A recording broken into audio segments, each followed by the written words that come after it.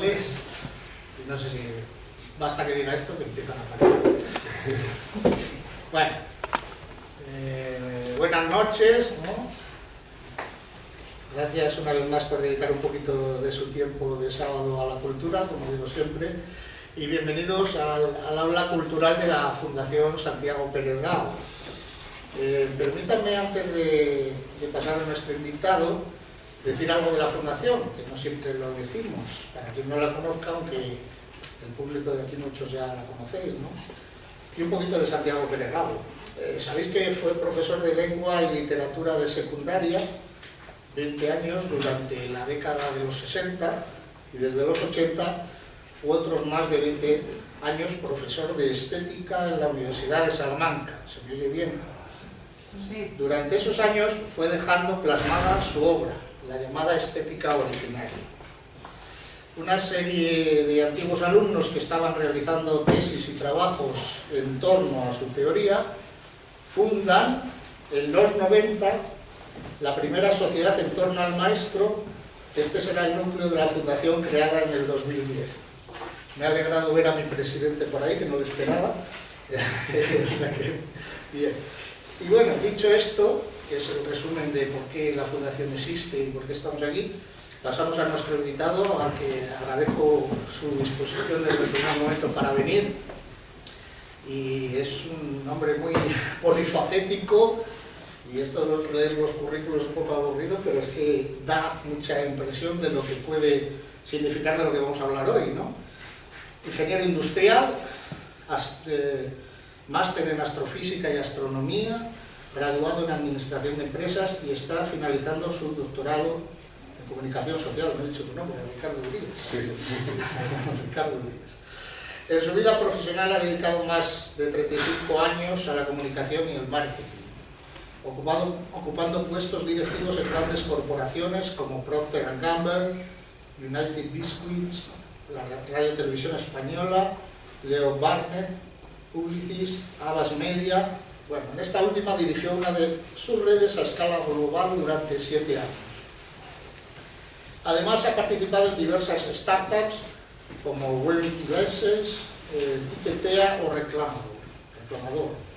Durante carrera profesional simultaneó la actividad docente como profesor asociado en la Universidad Carlos III de Madrid y es colaborador habitual de diversos programas en el Instituto de Empresas ISCP. No sé lo que es. Desde 2021, Ricardo Urias ha centrado su actividad en el mundo cultural y en la actualidad es miembro de la Junta de Gobierno del Ateneo de Madrid, que eso también nos compete un poco a nosotros. Fundador y presidente del Instituto para el Desarrollo del Conocimiento y colidera, y esto es impresionante para mí, la Academia de Curiosos. Yo como filósofo me siento muy intrigado con eso, que ya lo hemos estado hablando y tal, entonces ya veo. Bueno, el título de la charla, inquietante, como me ha dicho alguno cuando le he enviado la invitación, es El futuro entra por la puerta de atrás. Permitidme seguir hablando de mi situación con Santiago. Santiago distinguía siempre diadas entre una cosa y la no contraria o antinómica, sino diádica, y él hablaba del futuro frente al porvenir. Pérez Gago nos matiza que el porvenir es el tiempo que viene llegando, que es lo que normalmente llamamos futuro. Pero para Gago el futuro es el futuro del verbo ser. Eso no es para Gago, es desde el latín. Y para él es el ser al que aún no hemos llegado. Nos habla más, por tanto, de la esencia, no tanto del tiempo. Nunca ha estado tan en cuestión nuestro ser, el ser del hombre, nuestra esencia, como con el porvenir que nos espera. Y algo de eso, porque no tengo ni idea, quizá nos aclare nuestro invitado, con quien les dejo ya. Muchas gracias. Ricardo Urias.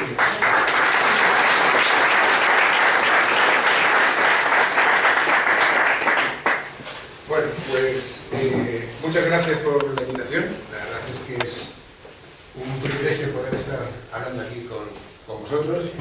Y efectivamente puede resultar un poco inquietante esto del futuro siempre entra por la puerta de atrás, pero es que es como voy a tratar de explicar ahora, yo creo firmemente que es la realidad.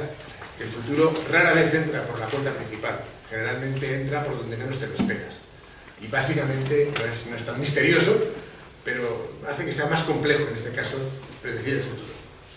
Cuando jugamos a predecir el futuro, y digo jugamos porque efectivamente acertar casi nunca acertamos, pero bueno, cuando jugamos a predecir el futuro, ¿cómo de fácil es que acertemos? Bueno, pues es difícil porque depende, desde mi punto de vista, y como digo, y esto lo voy a repetir en varias ocasiones, simplificando mucho. Digo lo de simplificando mucho porque cuando te pones a profundizar y a intentar ver todas las posibles variables, tendríamos para estar hablando muchas horas. Entonces, voy a simplificar mucho en muchas ocasiones, y simplificando mucho, para mí depende de tres aspectos. El primero de todos, de las tecnologías dominantes conocidas. Lo que en un momento determinado es donde todo el mundo está fijando su atención, lo que está pasando y lo que sale en todos los periódicos en primera plana. Ahora mismo sería fundamentalmente la inteligencia artificial. Pues, por ejemplo, esas son las tecnologías dominantes. Y por lo general, cuando alguien trata de predecir el futuro, se fija solo en esto, en las tecnologías dominantes. Y esa es la razón fundamental por la que cuando te fijas solo en esto, generalmente te equivocas, no aciertas. ¿Por qué? Porque hay otras cosas importantísimas, que para mí son las más interesantes de todas, que son las puertas de atrás. Cosas que ahora mismo son completamente silenciosas, en donde nadie ha reparado. Cosas que por lo general no tienen que ver con ganar dinero, ni con dominar el mundo, ni con tener grandes desarrollos tecnológicos. Suelen tener con gente que está dedicada a intentar entender mejor el mundo y intentar entenderlo por amor al arte. No tratan ni siquiera de ganar dinero, tratan sencillamente de satisfacer su curiosidad. Y ahí es donde nos debemos fijar, porque ahí es donde se producen descubrimientos verdaderamente transformadores que cambian el mundo y que son los que determinan cómo será el futuro. Y esas son las puertas de atrás. Las puertas de atrás es lo más importante y lo más difícil, porque intentar entender dónde están las puertas de atrás no es nada fácil. Podemos hacerlo generalmente en el mundo académico,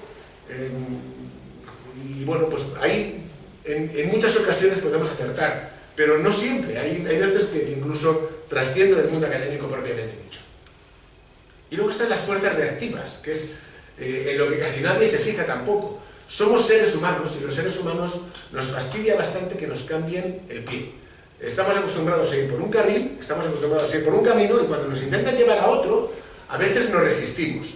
Esa resistencia pues no es demasiado fuerte en determinadas ocasiones, pero hay otras en las que nos resistimos tanto que se crean una especie de competiciones entre el futuro que viene determinado por las fuerzas dominantes y por las puertas de atrás y las fuerzas reactivas. Entonces, el equilibrio entre estas tres cosas es lo que determina el futuro.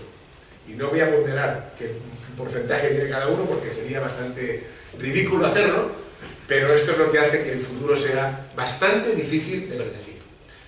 Y para entenderlo mucho mejor, nada mejor que poner un ejemplo.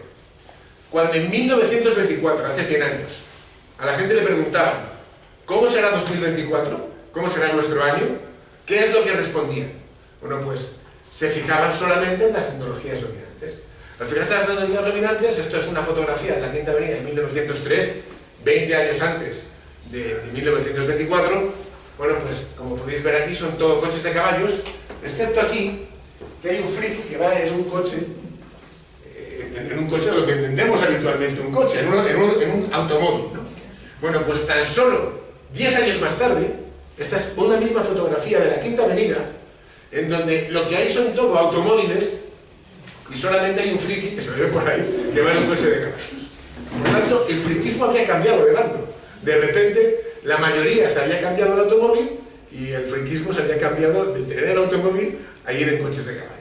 Bueno, pues, claro, cuando tú le preguntabas a la gente en 1924, viendo lo que había sucedido, viendo cómo el automóvil había invadido y había cambiado la manera de hacer las cosas, ¿cómo será en 1924? Lo que te contestaban es, pues con coches voladores. Y sin embargo, hoy por hoy no hay coches voladores. Evidentemente, estamos en un momento en donde los coches han variado mucho, aunque en apariencia no tanto, en la realidad han variado una verdadera barbaridad con respecto a esos Ford que se veían ahí, pero lo que es verdad es que no hay coches voladores. Si hacemos la pregunta a nadie dijo, esto es muy importante, nadie dijo que lo que controlaría en 2024 serían cosas como OpenAI, la inteligencia artificial, ChatGPT 4, pero en fin, así podríamos hablar de otras muchas inteligencias artificiales que no son solamente esta. Esto es por poner un ejemplo. O algo tan sorprendente como un teléfono móvil, que por cierto, voy a poner en silencio, que no lo he puesto en silencio y como me llamen va a ser un poco patético. Entonces, algo como el teléfono móvil que efectivamente tiene más tecnología que la que llevó el hombre a la luna, pero no un poquito más de tecnología de la que llevó el hombre a la luna, como 1000 veces más tecnología. O sea, es algo verdaderamente sorprendente lo que tenemos aquí y nadie hubiera sido capaz de hablar de ello. Nadie hubiera sido capaz de hablar de Internet, por ejemplo. Bueno, la revolución de la información, en este caso, todo lo que ha sucedido alrededor de la información es lo que ha determinado lo que es hoy 2024. Y no tiene que ver con cosas como los automóviles, evidentemente. Pero para poder decir que la revolución de la información iba a ser lo que dominaría 2024, tendrían que haberse fijado en otros sitios. Tendrían que haberse fijado en personajes como estos. Que de aquí no sé si conoceréis a estos cuatro, a uno seguro que sí, evidentemente, porque es muy conocido y salen camisetas y cosas de estas. Los otros tres no sé si los conoceréis. Ahora hacemos, si queréis, un pequeño... Y a mí esto es una cosa que me fastidia un poco, y lo digo sinceramente, porque si aquí ahora mismo preguntásemos si alguien no conoce a Cervantes, pues yo creo que nadie diría que no lo conoce, o que alguien no conoce a Picasso, o que alguien no conoce a Shakespeare, o a Beethoven, a los cuales admiro profundísimamente, a todos los que acabo de decir. Nos indignaríamos si alguien no lo conociese, pero es que las personas que aquí aparecen son, vamos a dejarlo como mínimo, tan importantes como estos que he mencionado anteriormente. Y sin embargo, muchos de ellos son desconocidos. Y muchos de ellos son los que estaban poniendo, sin darnos cuenta, las bases para la revolución de la información que hemos vivido.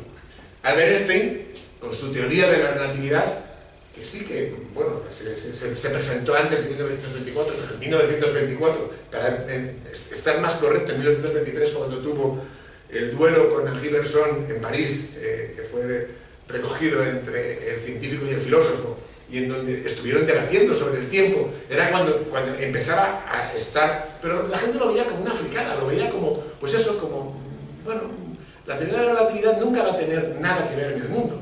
Bueno, pues la teoría de la relatividad, muchos de sus aspectos han formado parte del tejido sobre el que se ha construido la revolución de la información. No es que sea la revolución de la información en sí misma, pero ha sido parte del tejido. Sin la teoría de la relatividad no se hubiera podido construir. ¿Este señor que aquí lo conocéis? ¿El del bigotito? Planck, sí señor. Este es Max Planck, efectivamente, que es, a ver, no se puede decir que sea, bueno, desde luego la teoría, la mecánica cuántica se llama así por él, porque él fue el primero que utilizó la palabra cuanto. Pero a mí me gusta decir que es el padre de la mecánica cuántica, aunque por lo menos fue el primero que se atrevió a decir, efectivamente, que la realidad no era continua, sino que la realidad era discontinua. Y a partir de ahí hubo muchos otros, Heisenberg, Bohr, Schrödinger, Pauli, etcétera, etcétera, que han ido, en este caso, trabajando en lo que es la mecánica cuántica que conocemos hoy. Que, por cierto, los semiconductores, si no manejásemos como manejamos hoy en día la mecánica cuántica, no funcionarían como funcionan. Y los semiconductores son la base de la revolución de la información. Por lo tanto, había que fijarse también en señores como estos, que estos sí que más o menos en 1924 estaban empezando a dar la turra, por decirlo de alguna manera. ¿A esto lo conocéis? ¿Perdón? Alan Turing. Alan Turing, muy bien, exacto. Alan Turing es claramente el padre de la computación moderna. Había que haberse esperado un poquito. Alan Turing llegó allá por los años 30 y muchos. Había que esperar un poquito desde 1924. Pero Alan Turing efectivamente fue el padre de la computación moderna y ahí sí que tenemos una intervención directa en lo que es la teoría de la información de hoy. ¿Y este lo conoceréis? Este es el más desconocido de todos y es el padre verdaderamente del mundo digital. Es el inventor del concepto Git. Se llama Claude Shannon. Y Claude Shannon tiene un libro que a mí me indigna porque se tradujo una vez al español y luego nunca más se ha vuelto a traducir. O sea, tienes que comprarlo de segunda mano, que no lo podrías encontrar, que se llama Una teoría matemática de la información, en donde de verdad se establecen las bases de lo que es la revolución de la información que vivimos hoy en día. Que curiosamente además, desde un punto de vista filosófico, es de una riqueza magnífica, porque establece un puente perfecto entre la información y la entropía. Pero bueno, eso es para otro debate. Entonces, Claude Shannon era otro de los que, bueno, había que haber esperado también un poquito, pero efectivamente estos cuatro, si hubiéramos mirado a estos cuatro, hubiéramos podido predecir bastante bien lo que se nos veía. Incluso, como estos dos han hecho un poco de trampa, que no estaban en 1924, sin embargo, esta estaba en 1830 y tantos. Esta es Ada Lovelace, la hija de Lord Byron, y que fue también una de las, en este caso, de las madres del pensamiento computacional. Una mujer, por cierto, bastante precursora para sus tiempos. Bueno, pues, si en 2024 nos preguntáramos ¿cómo será 2044? ¿Qué responderíamos? Bueno, pues, lo primero que me podríais decir... Coches voladores. Lo primero que me podríais decir es que he hecho trampas. Porque he dicho 2044, no he dicho 2124. Pues no he hecho trampas. Porque el ritmo, ahora mismo vivimos en un momento de cambio acelerado. Y el ritmo de cambio que se espera para los próximos 20 años es mayor que el cambio que se ha producido en los últimos 10. Por lo tanto, en los próximos 20 años cabe esperar que las cosas cambien más de lo que cambiaron en los últimos 10. Así que la pregunta sigue siendo relevante en ese sentido. Bueno, pues, cuando preguntamos esto, ¿qué responderíamos? Bueno, pues la respuesta es, ¿en dónde nos tenemos que fijar? Si antes nos teníamos que haber fijado en Einstein, en Planck, en Shannon, en Turing, Lovelace, ¿en quién nos tendríamos que fijar ahora?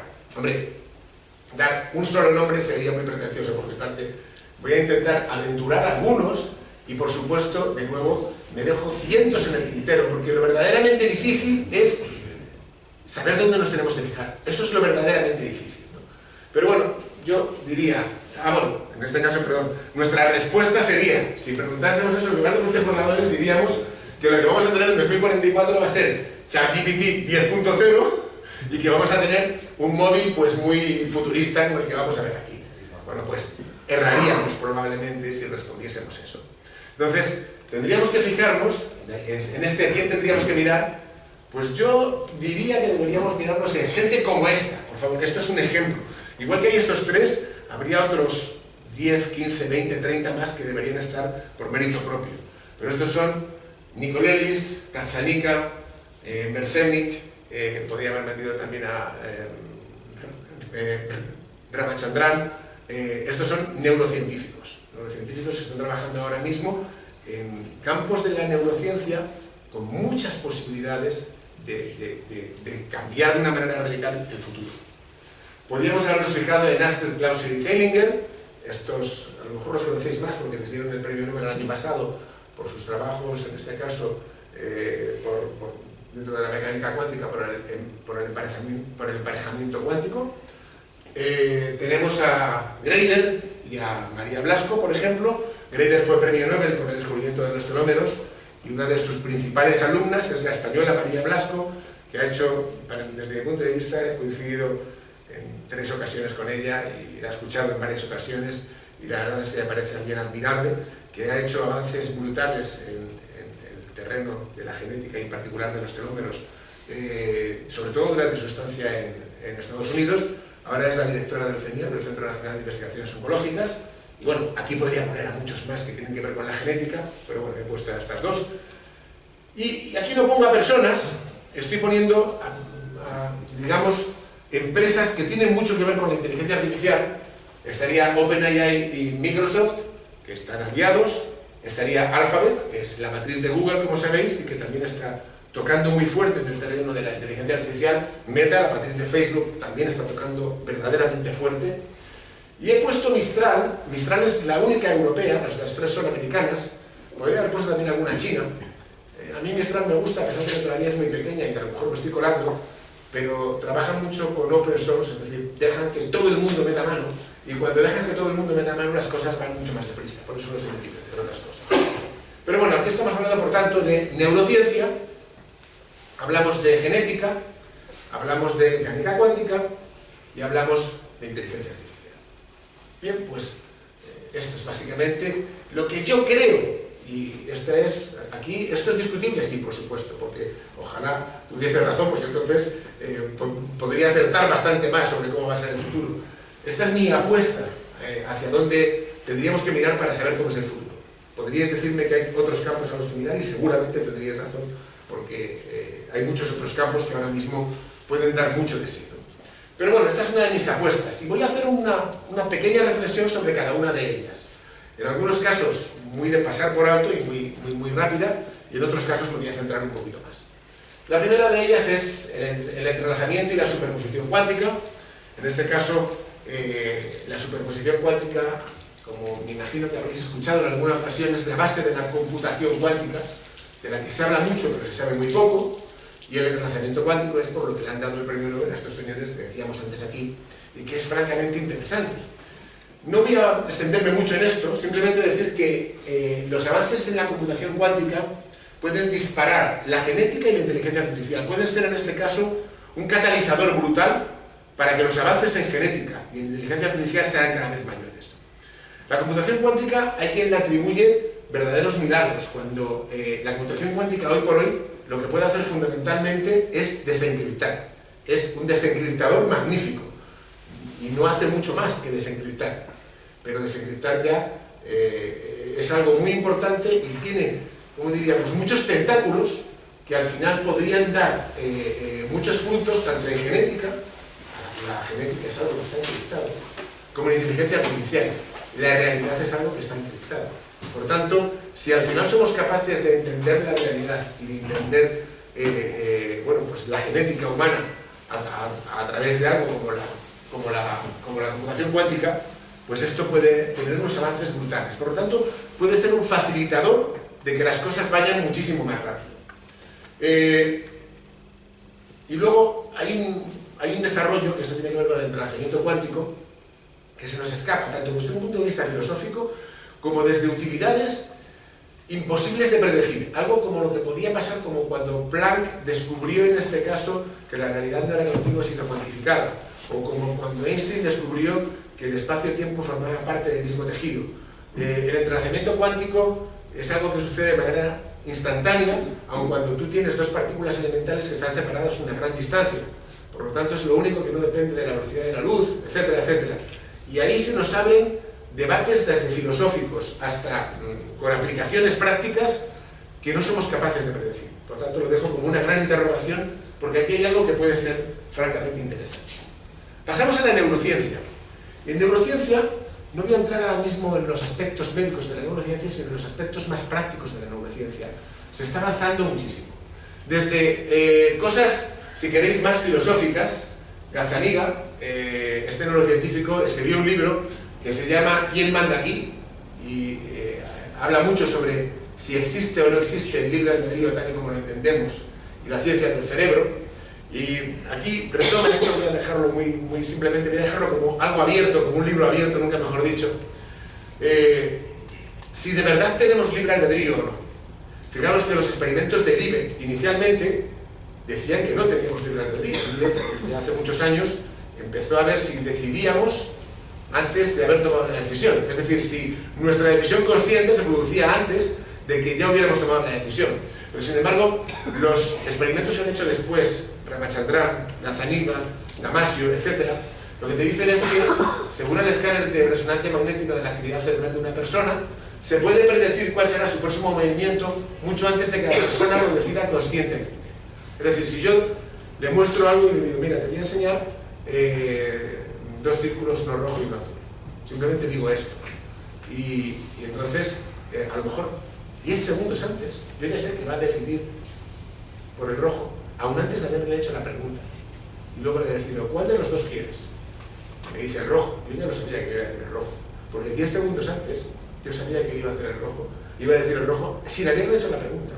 Estamos hablando de esto. Por tanto, estamos hablando de cosas muy sorprendentes, que hay quien dice que solamente sucede con cuestiones muy mecánicas, pero hay quien dice que claro, el propio Gazzaniga habla sobre, es que muchas veces pensamos que tenemos una especie de mini yo, y ese mini yo es el que toma una decisión sobre el yo, pero el mini yo no existe, lo que tenemos es un cerebro que toma decisiones, y ese cerebro que toma decisiones es predecible, y se puede predecir antes de que tú conscientemente sepas cuál es la decisión que vas a tomar. Aquí se podría abrir un debate enorme sobre si existe el libre albedrío, sobre las responsabilidades jurídicas que eso tiene, sobre si la meritocracia de la que estamos acostumbrados se nos cae por la base o no, etcétera, etcétera. Bueno, aquí hay cosas francamente interesantes y desde luego, si hubiera avances en este sentido, habría que cambiar muchas cosas, por lo menos desde un punto de vista jurídico, legal y filosófico. Por tanto, daría para hablar mucho. Pero vamos a bajar un poco a la tierra y vamos a ver cuáles son los avances que se están produciendo. Y los avances que se están produciendo son verdaderamente alucinantes. Yo al menos lo digo así. Por ejemplo, podremos tener telepatía. El hecho de que yo, en lugar de estar hablando como estoy ahora mismo, estuviese ahí sentado, callado, y estuvieseis entendiendo todo lo que estoy diciendo. O telequinesia. El hecho de que yo, estando aquí sentado, sea capaz de hacer que se mueva esta silla. Bueno, pues parece que esto ahora mismo sería ciencia ficción. Bueno, pues no sé si habéis visto este vídeo, supongo que sí, se ha distribuido mucho. Es un vídeo viejo ya, pero lo pongo a posta, aunque sea viejo. Es de hace 3 años, me parece, 2 o 3 años. Salió en la CNN, bueno, salió en muchísimas partes, y es un vídeo sobre los avances que se estaban haciendo por parte de Neuralink. Neuralink es la empresa que pertenece, bueno, pues al empresario Elon Musk. Elon Musk, Tesla, efectivamente. Pues Neuralink es la empresa de Elon Musk. Y la manera en la que, en este caso, el mono jugaba por telepatía fue la siguiente. Os explico un poquito lo que se ha hecho con este mono para ver el vídeo que estáis viendo ahora. Al mono se le cogió y se le puso a jugar a este videojuego, que es el típico videojuego del tenis. Tú vas moviendo las 2 palas y la pelotita va pasando de una pala a otra. Y mientras el mono estaba jugando con un joystick, se le había puesto un montón de aparatos en el cerebro, metidos además, como es un mono que se le puede meter de la manera más intrusiva posible, para ver cuál era la actividad cerebral que estaba teniendo el mono durante ese momento. ¿Vale? Entonces, se estudió cuál era esa actividad cerebral y a partir de ahí lo que se hizo es, con esa actividad cerebral, ver cómo se podía transmitir a impulsos digitales y cómo esos impulsos digitales se podían manejar para que se manejase, en este caso, sin joystick, lo que estaba pasando en el videojuego. Luego se le cogió al mono se le insertó un chip en el cerebro y cuando el mono pensaba, se movían las paletas del juego de tenis. Aquí tenemos el vídeo. El empresario Elon Musk celebró los alcances obtenidos por su empresa de neurotecnología Neuralink.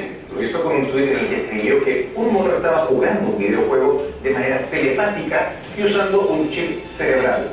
Esto es porque Neuralink reveló un video en el que asegura que un macaco es capaz de mover con actividad neuronal un cursor en una pantalla. Según explicó, el experimento se basa en un dispositivo de grabación neuronal y de transmisión de datos denominado N1 Link implantado en el mono. La empresa señala que este es un primer paso para lograr mayores objetivos como devolver a las personas con parálisis su actividad digital y recuperar la movilidad física.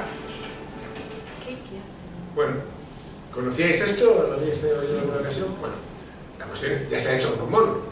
La pregunta es, ¿cuándo se va a hacer con humanos? ¿Cuándo crees que se va a hacer con humanos? Ya se hace, seguro. Ya se ha hecho. Ya se ha hecho.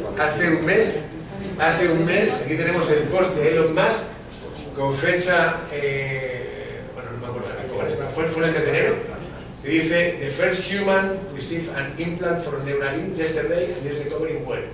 Initial results show promising neuron spike detection. Por tanto, ya se ha hecho con un ser humano. Y efectivamente tiene unas cantidades de aplicaciones brutales. Permitirá que personas que son tetraplégicas puedan manejar un ordenador simplemente con sus pensamientos y puedan manejar un exoesqueleto que les pueda hacer moverse con sus pensamientos, lo cual es verdaderamente impresionante. O sea, hay que reconocer que aquí se abren unas posibilidades de desarrollo brutales.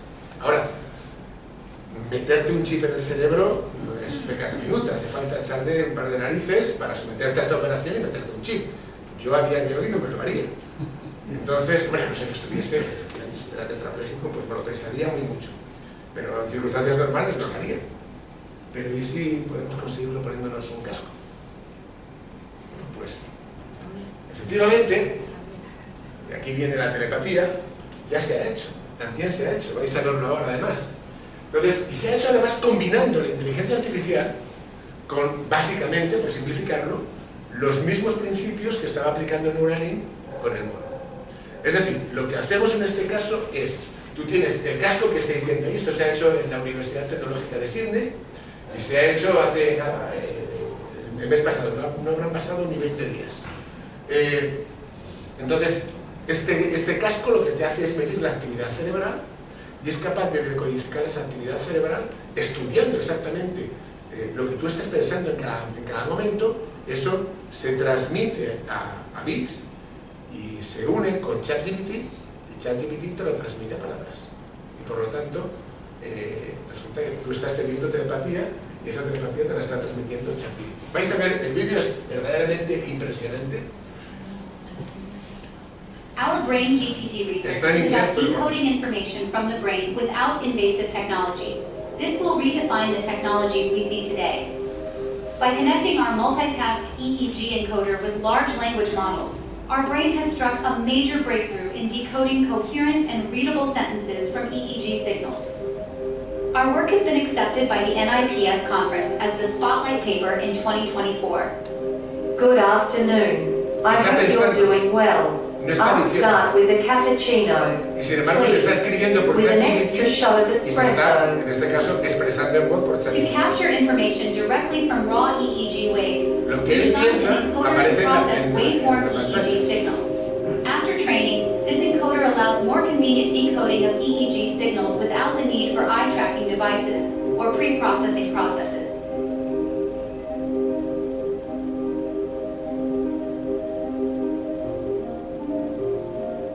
Yes, I'd like a bowl of chicken soup, please. Como veis, o sea, es alucinante cómo es posible, y esto todavía está en estado experimental, que lo que está pensando el ser Yes, a humano bowl sea of capaz de beef soup. transmitirse a palabras o a texto. Ahora, con otro pensamiento completamente diferente. The fairy tale was filled with magical adventures in a charming, enchanted forest. La historia de hadas tenía aventuras mágicas en un bosque encantado. En fin, podríamos The seguir, pero fairy esto dura tale had lots of magic varios eggs. minutos. Ger- Pero vamos, si queréis podéis verlo, está en internet y como os digo, tiene menos de un mes. En realidad es estar pasando, o sea, esto sería la aplicación más simple de todas, pero simplemente esto ya sería impresionante. Fijaros que la informática se hizo accesible a todo el mundo cuando, en lugar de tener que dar instrucciones mediante comandos complejísimos y todo este tipo de cosas, se empezó a hacer, en este caso, con las interfaces gráficas de usuario. Cosas como Windows, o cosas como el ratón, al que estamos todos acostumbrados, hicieron que todo el mundo pudiera utilizar la informática.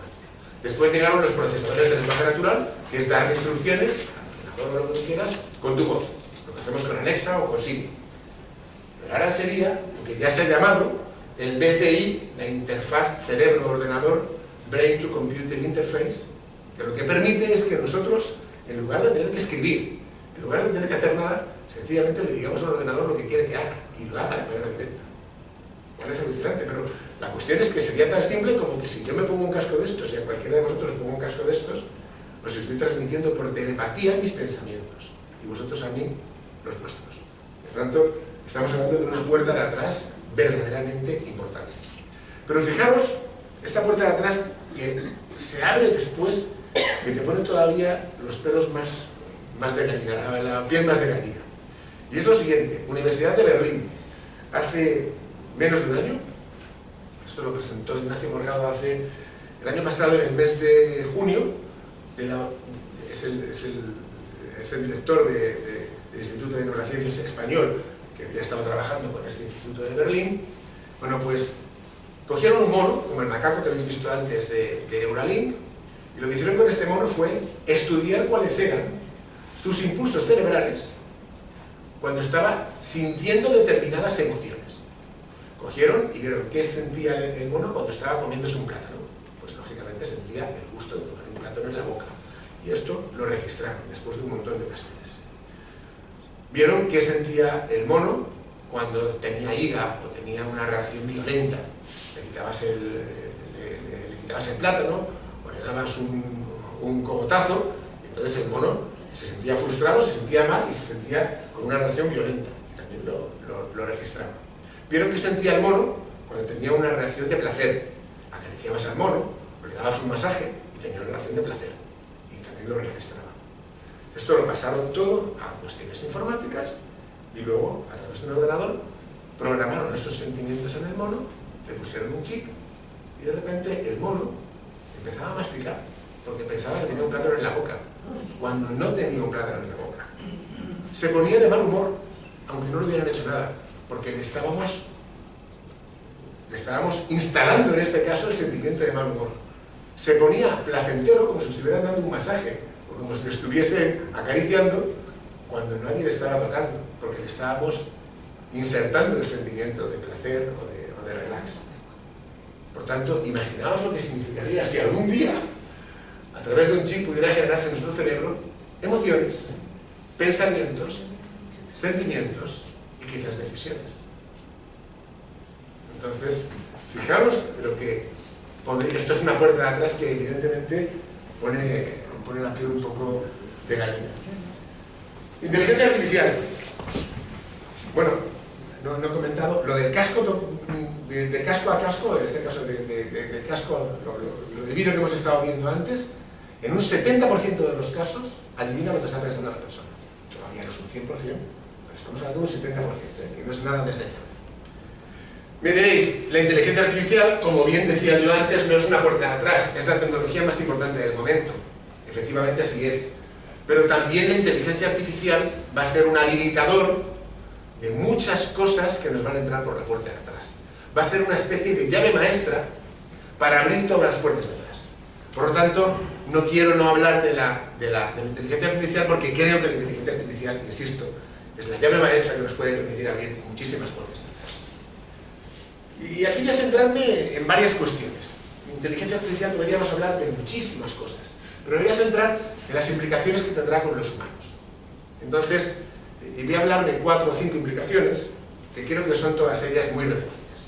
Porque al final, parece una tontería, pero cuando tú estás hablando con ChatGPT, imagino que todos lo habréis hecho, ChatGPT te entiende y dialoga contigo. Luego ChatGPT sabe hablar, las cosas como son, sabe hablar y puede mantener una conversación contigo en perfecto estado. Y la parte, en este caso, de creación de vídeo de ChatGPT, que me imagino que lo habréis oído, se presentó hace 2 semanas, bueno, pues es capaz de generar un vídeo a través de instrucciones. Y ese vídeo, como decíamos antes en la comida, conoce perfectamente las leyes de la naturaleza. Por lo tanto, esa inteligencia artificial sabe que si yo en un vídeo estoy andando por la mesa y la mesa se acaba, yo me caigo al suelo. Y que si yo cojo un vaso y lo tiro al suelo, este vaso se rompe en 1000 pedazos. Y lo sabe ¿por qué? Porque ha ido analizando píxel a píxel y sabe que cuando un vaso se tira al suelo, se rompe. Y que cuando tú estás andando por una cosa que está elevada y se termina esa cosa que está elevada, te caes. Y podréis decir, bueno, entonces no sabe las leyes de la naturaleza. Sencillamente sabe predecir, al analizar píxel a píxel, lo que va a pasar. Exactamente igual que nosotros. Es la manera en la que los seres humanos aprendimos. Los seres humanos aprendimos las leyes de la naturaleza cuando éramos bebés y cuando éramos niños, viendo lo que sucedía, escuchando lo que sucedía. Pues es lo mismo que está haciendo la inteligencia artificial. Pero bueno, esto es una parte, ¿no? Pero una de las cosas, la cuestión número 1 es que el relato de la realidad, a partir del conocimiento, puede cambiar. Y esto, que suena un poco como raro, como caído out of the blue, como se suele decir, como dicen los ingleses, ¿qué es lo que significa esto de que el relato de la realidad, a partir del conocimiento, va a cambiar? Bueno, pues vamos a poner un par de ejemplos, y yo creo que se va a entender mucho mejor así. El descubrimiento de la alicina. ¿Habéis oído hablar de lo que es la alicina? Pero esto es algo muy reciente. Esto sucedió también hace 6-7 meses aproximadamente. Lo que se hizo fue coger una inteligencia artificial, en particular la inteligencia artificial de Google, y se le pidió en este caso que nos ayudase a los seres humanos a descubrir un antibiótico útil contra las superbacterias. Todos habéis oído hablar de las superbacterias, esas bacterias que no son sensibles a ningún antibiótico y que son un gran riesgo para el futuro. Miles de personas, no sé cuántas exactamente, mueren en Estados Unidos cada año por las superbacterias, las famosas bacterias que, insisto, los antibióticos habituales no son útiles contra ellas. Llevamos mucho tiempo intentando encontrar un antibiótico que sea útil contra esas superbacterias y no hemos sido capaces de encontrarlo. ¿Y qué hizo el MIT en este caso? Junto con la inteligencia artificial de Google. Entrenaron a la inteligencia artificial sobre cómo eran las bacterias resistentes, metieron toda la información que tenían sobre las bacterias resistentes, sobre las superbacterias, metieron toda la información que tenemos sobre las 61.000 moléculas antibióticas aprobadas por la FDA, diciendo estas son las antibióticos que conocemos, y se le dio una fase de entrenamiento con todo esto que estoy mencionando, y se le pidió: diséñame una nueva molécula que sea eficaz contra las superbacterias, que sea diferente y que no sea tóxica para el ser humano.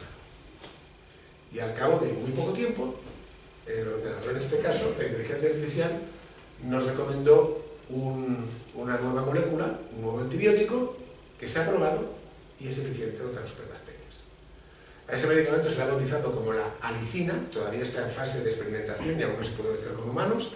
Alicina en honor a Hall, el ordenador de 2001, una odisea del espacio, HAL, bueno, pues la alicina en este caso, ¿no?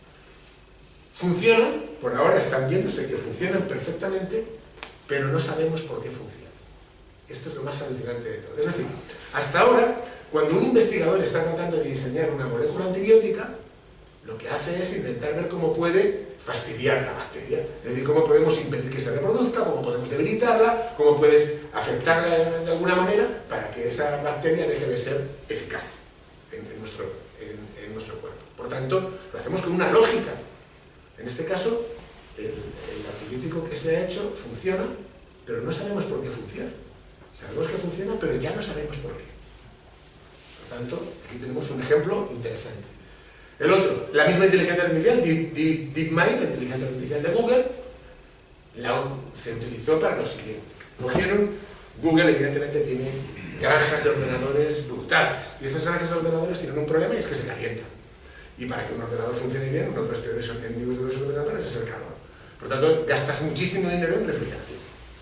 Y se cogió un equipo de ingenieros, se les dijo al equipo de ingenieros que trabajaran en un diseño para reducir lo máximo posible los gastos en refrigeración. Los ingenieros llevaron su proyecto, reducían un X% los gastos en refrigeración y ya está, perfecto. Y luego se le pidió a DeepMind que hiciera el mismo proyecto y DeepMind consiguió rebajar lo que habían conseguido los ingenieros en un 40%. Y efectivamente se ha instalado y consigue rebajar los gastos de refrigeración en más de un 40%, porque ya era un 40%, o sea, era lo que había dicho el equipo más un 40%. ¿Y por qué? No se sabe por qué. Es decir, tú sabes que lo estás bajando, pero no sabes cuál es la lógica que ha seguido la inteligencia artificial, en este caso, en encontrar esa solución. Por tanto, fijaros que nosotros, hasta ahora, ¿cómo tratábamos de explicar la realidad? Lo que hacíamos era mirar ahí fuera, mirar lo que había ahí fuera. Mirábamos al espacio, las estrellas, el cielo, que es una de las cosas que ha hecho el ser humano desde hace muchos años. Mirábamos la naturaleza que nos rodea, las plantas, los animales. Mirábamos el mundo microscópico, las bacterias, los virus. Miramos el mundo atómico y subatómico. Miramos incluso el cerebro, las neuronas. Miramos la sociedad y cómo nos comportamos los seres sociales. A partir de ahí, percibimos cosas. Esas cosas nos llevan a hacer descubrimientos y a entender por qué suceden las cosas. Las aplicamos y desarrollamos un relato que explica la realidad. Pero podemos desarrollar el relato que explica la realidad porque descubrimos y entendemos. Luego aplicamos, pero descubrimos y entendemos después de percibir. Sin embargo, ahora, lo que está empezando a pasar, todavía muy minoritariamente, pero lo que está empezando a pasar es que quien percibe va a ser la inteligencia artificial. La inteligencia artificial va a percibir lo que está pasando ahí fuera. Vamos a descubrir a través de la inteligencia artificial. Vamos a aplicar, pero no vamos a poder hacer un relato, puesto que descubrimos, pero no entendemos. Y por tanto no tenemos un relato que explique la realidad. Sabemos lo que tenemos que hacer para sacar partido de la realidad, pero no podemos explicarla. Por tanto, esto es bastante interesante. Y hago una pregunta. ¿Creéis que la inteligencia artificial en los próximos 50 años realizará mejores obras creativas, arte, literatura, música, que los seres humanos? Que levanten la mano los que crean que sí lo van a conseguir. Y ahora los que no. Bueno, yo no estoy convencido, estoy absolutamente convencido de que va a pasar mucho antes de 50 años, luego os explicaré por qué. Pero no solamente que va a pasar mucho antes de 50 años, sino que va a hacer, y esto es lo importante, o sea, yo creo que va a hacer, en este caso, el mejor arte para mí, el mejor arte para Ana, el mejor arte para Fernando, o sea, va a ser el mejor arte para todos y cada uno de nosotros, o sea, que no es, porque ahora mismo tenemos un arte que lo hace, bueno, pues un cuadro de Picasso, un cuadro de Velázquez, habrá quien le guste más, quien le guste menos, pero generalmente a la gente le suele gustar. Pero es que hará el arte que me gusta a mí en particular, hará el libro o la poesía que a mí me estremezca, que seguro que no es la misma poesía que os estremece a cualquiera de vosotros. Hará la música que a mí me sublima, que seguro que no es la misma que hacéis cada uno, que os puede sublimar a cada uno de vosotros. Luego hablaremos de todo esto, pero os aseguro que esto va a suceder y va a suceder relativamente Ni siquiera pronto. igual a las cosas. Pero fijaros una cosa, la inteligencia artificial, no estoy hablando ya de futuro, ya lo hace. Cuando digo ya lo hace es porque los seres humanos tenemos un problema, y es que somos demasiado soberbios, somos demasiado orgullosos. Cuando decimos, es que una inteligencia artificial nunca podrá hacer poesías como la de Neruda, o obras como la de Dostoyevsky, o las de Cervantes, o nunca podrá hacer obras como las de Picasso, como las de Velázquez, o nunca podrá hacer música como la de Beethoven, la de Mozart o la de Bach. Perdóname, es que el 99,9% de los seres humanos jamás podrán hacer música como la de Beethoven, Mozart o Bach. Y jamás se podrán hacer cuadros como los de Picasso. Y jamás podrán hacer poesía como la de Neruda.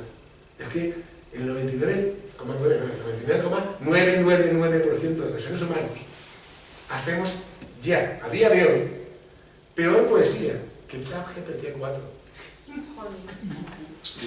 El 99% de los humanos. No te estoy diciendo que los grandes poetas. O sea, yo me salgo a la calle, cojo a 100 personas, y esto es que hacemos un día el experimento, y les digo que escriban una poesía a esas 100 personas.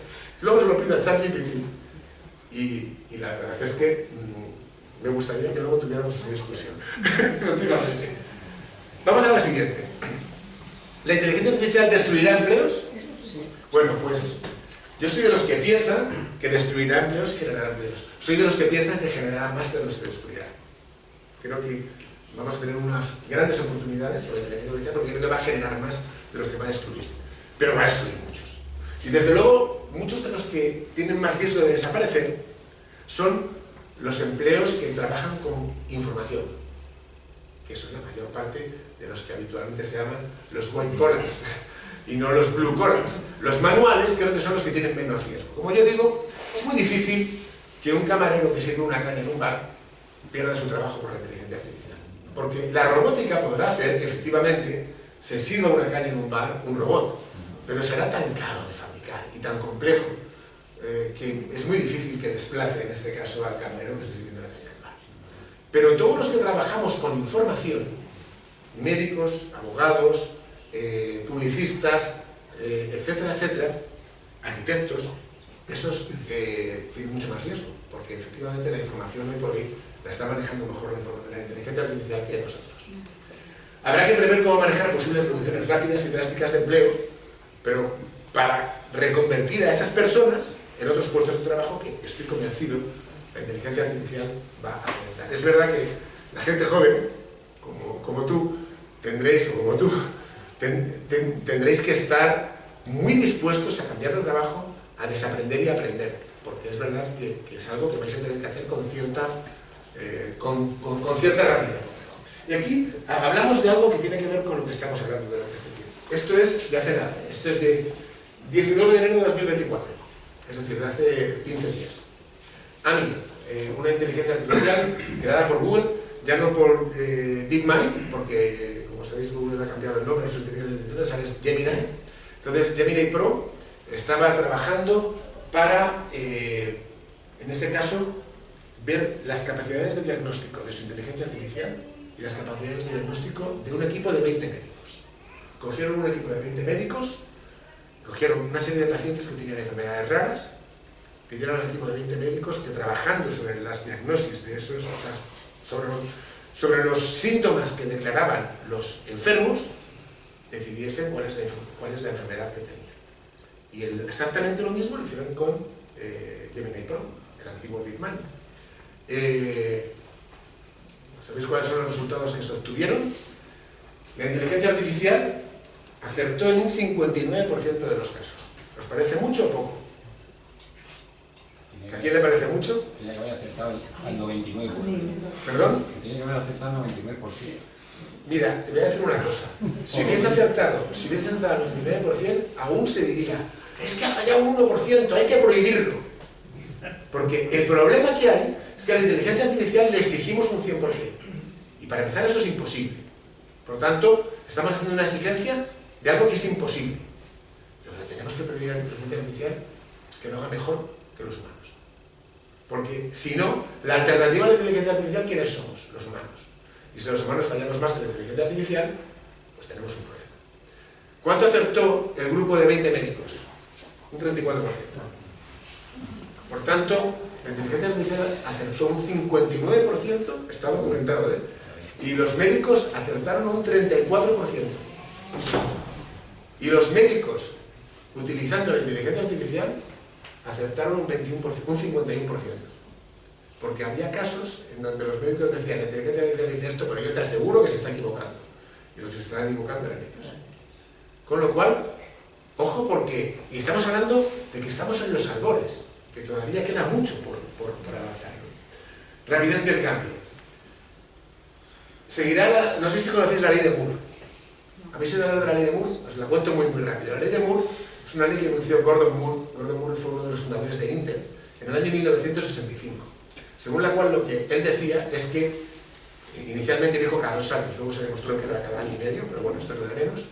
Cada año y medio la capacidad de computación se duplicará. Y luego también hay una extensión a la ley de Moore, que es que cada año y medio el tamaño de los chips se dividirá por 2, por un poquito menos, por 1,6, y el precio se dividirá por 2. Y hasta ahora la ley de Moore se ha cumplido siempre. Siempre. Entonces, la pregunta es, ¿se cumplirá la ley de Moore con la inteligencia artificial? Parece que la respuesta es que sí, puesto que la inteligencia artificial depende de la capacidad de computación, luego si la capacidad de computación se duplica cada año y medio, pues también en el caso de la inteligencia artificial. Pero no es así. Según se ha estudiado, esto todavía yo no lo daría como infalible, pero es interesante como reflexión, va a seguir una ley diferente, va a ir mucho más rápido. Es decir, se va a duplicar no cada año y medio, sino cada año. ¿Por qué? Porque en el momento en el que la inteligencia artificial empieza a programarse a sí misma, será una especie de loop, un factor de aceleración que va a hacer que todo vaya mucho más deprisa. Entonces, fijaros, si esto sucede así, aquí estamos en 2023, aquí estamos en 2070. Significa que lo de color gris es la ley de Moore. Si simplemente siguiésemos la ley de Moore, estaríamos hablando de que dentro de 50 años aproximadamente, tendríamos una inteligencia artificial que sería solo 100 millones más inteligente de lo que es ahora. 100 millones de veces más inteligente. Pero si sigue esta otra ley, atención, que esto es difícil de entender.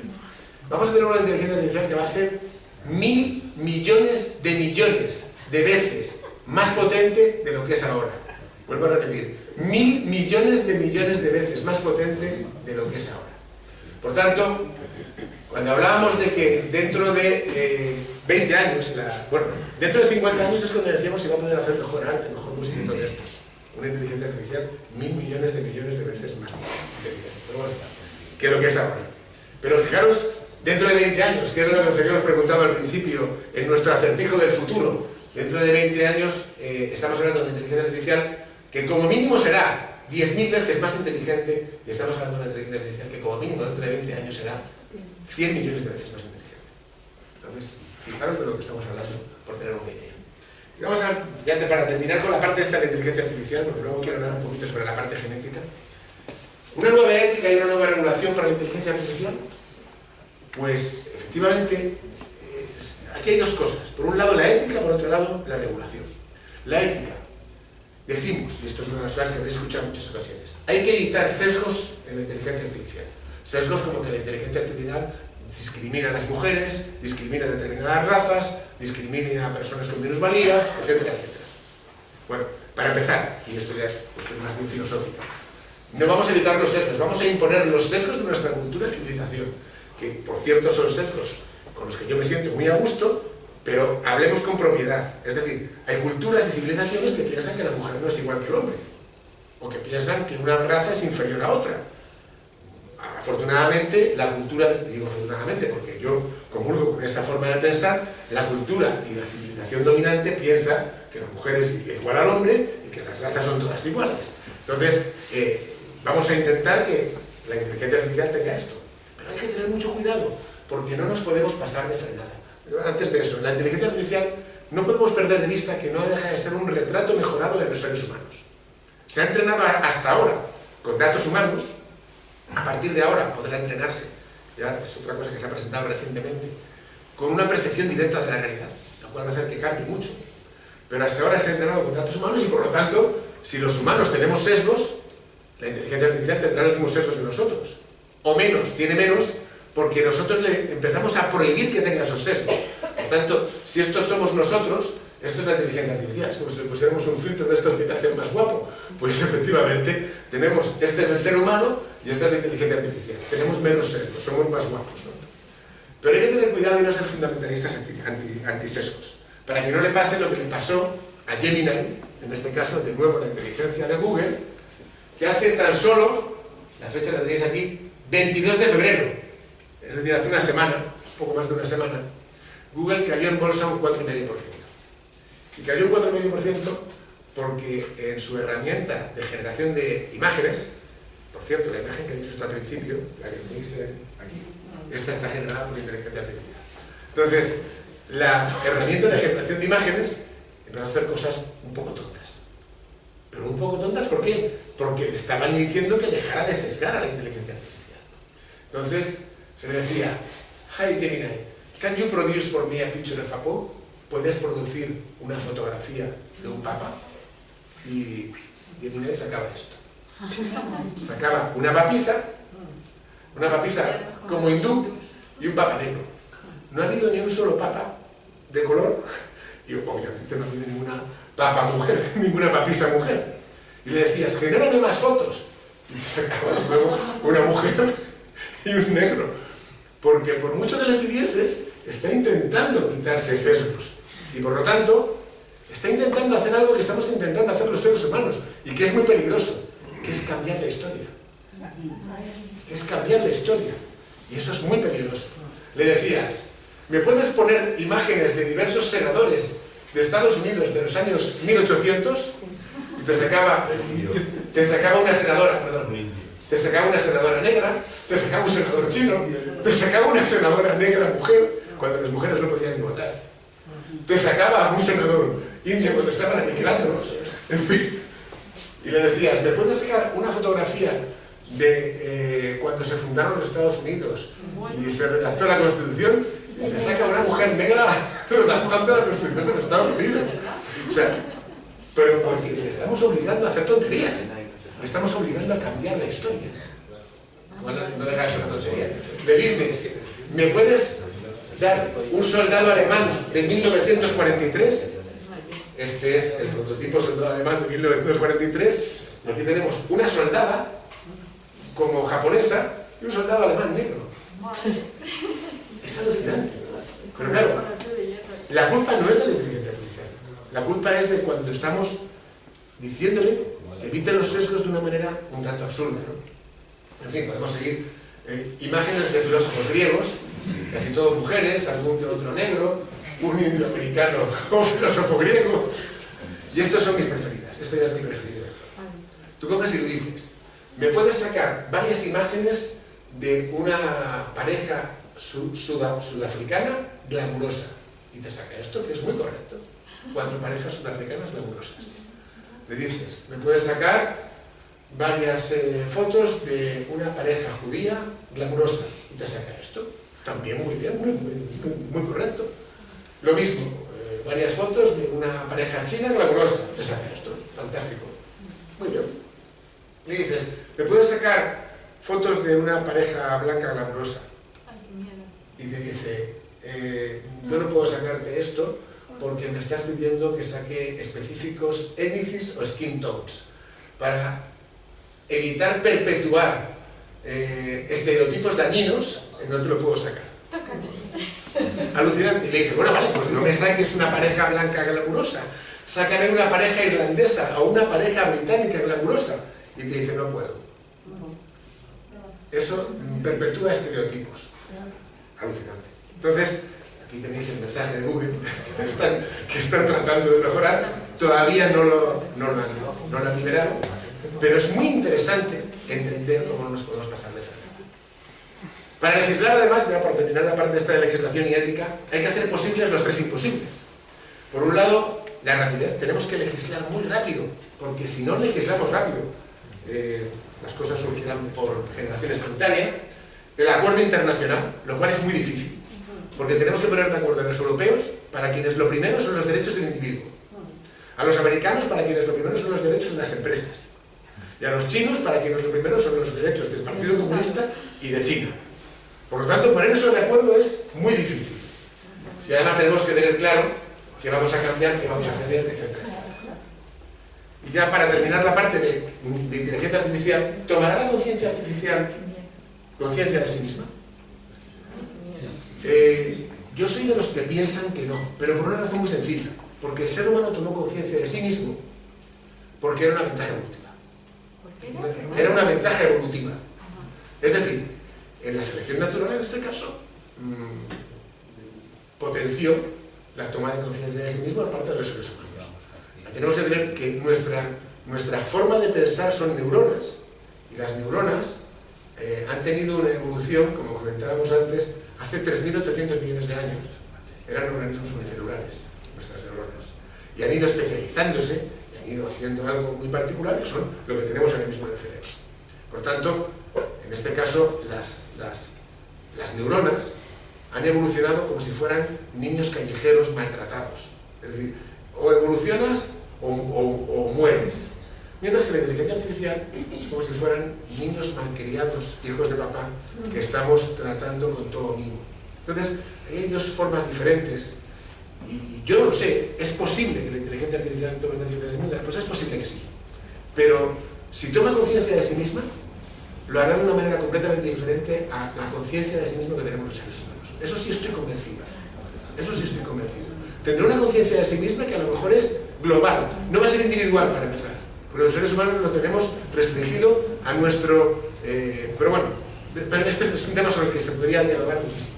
Lo que sí es verdad es que... lo hablábamos, ¿no? Lo que sí es verdad es que, esto sí que es cierto, se han hecho varias investigaciones por las cuales en un plazo de 10 años la inteligencia artificial podrá superar a la humana. Podrá superar a la humana. Probablemente en menos de 10 años. Y en ese caso nos vamos a encontrar con un tema que es muy interesante, que es el tema del superalineamiento. ¿Qué significará esto del superalineamiento? El alineamiento es la fase, en este caso, de programación de la inteligencia artificial en la que los humanos controlamos lo que hace la inteligencia artificial. Pero ¿será posible que alguien de una inteligencia inferior controle a alguien de una inteligencia superior? Es decir, es como si cogiéramos a un niño de 5 años y le dijésemos que examinara de matemáticas a un catedrático de matemáticas. Entonces, hombre, podrá hacerle un examen, pero será el examen que haga. En este caso, es un tema de debate muy, muy interesante. Por cierto, se ha hecho el test de Turing.